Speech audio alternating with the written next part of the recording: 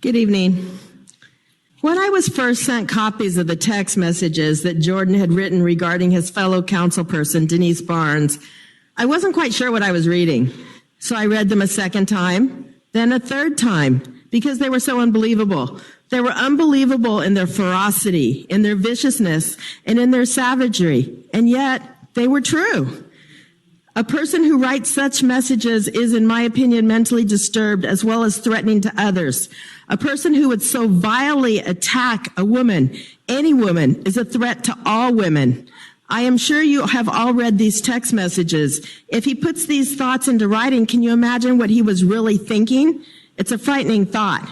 A person such as Jordan has no business sitting up on that dais and should either resign immediately or be removed. Denise Barnes should have a restraining order against him. That may be unnecessary, however, since Jordan does nothing to help the community and may never be within range of Denise. Every campaign promise that he so convincingly made to the residents of District 2 were a lie based on what he determined people wanted to hear, and the residents know that now. He has done zero to help the residents during this pandemic, while Denise has been out providing food and services the entire time, with little or no recognition, because she's not the type of person who does good for the recognition. She is a good person. She needs no photo ops, as most of you do. She needs no accolades, as most of you do. Jordan not only hid in his house the whole time with one excuse after another, but he has in fact voted against items that would have helped the community. Let me point out that Jordan refers to his mother a lot. He referred to his mother in these horrific text messages. In fact, in conversation, he has even compared me to his mother. Let me say that if his mother is anything like me, she would have recoiled in horror over his text messages. She would have been utterly humiliated and embarrassed by this son who thinks it's permissible to say these things to women. She would have demanded that he apologize publicly to Denise. To speak about dismembering a woman is horrific and unbelievable, and I think he should be arrested. And if indeed Jordan feels that it would have been okay with his mother, then let me say she did a pretty crappy job raising him. What does your dad think, Jordan, or your brother? I've met both of them, and I would think that they would be completely ashamed of you. Ashamed for how you've dragged your dead mother's name through the mud behind you. Ashamed for how you somehow tried to make it okay by invoking her name. You are such a coward. Anytime somebody attacks you, you blame it on the fact that you were gay or Jewish or whatever other reason you dig up. In actuality, Jordan, people could care less about those issues. People attack you because of your behavior, your lies, because of your inability to actually represent the residents over the big corporations. I never thought this council could sink any lower than they already have.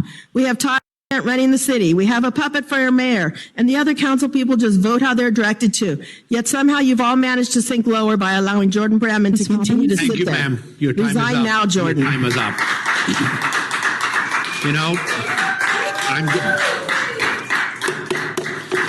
Anaheim is committed to freedom of speech. This microphone gives everybody the chance to address the council with ideas and concern. As a city council, we encourage everyone to do so with civility and respect for others. We believe this is the most effective way to get your point across. Unfortunately, not everyone aspires to do the same standard. As a city, we condemn hate speech and offensive language towards the council members sitting here. But our commitment to our freedom of speech means we take the good and the bad. I hope this provides a little bit of context of those trying to make sense what they are just heard. Thank you. Welcome, sir. Excuse me, you don't tell me what to do. You are disturbing the peace. I'm going to ask you to sit down, please. Welcome, sir.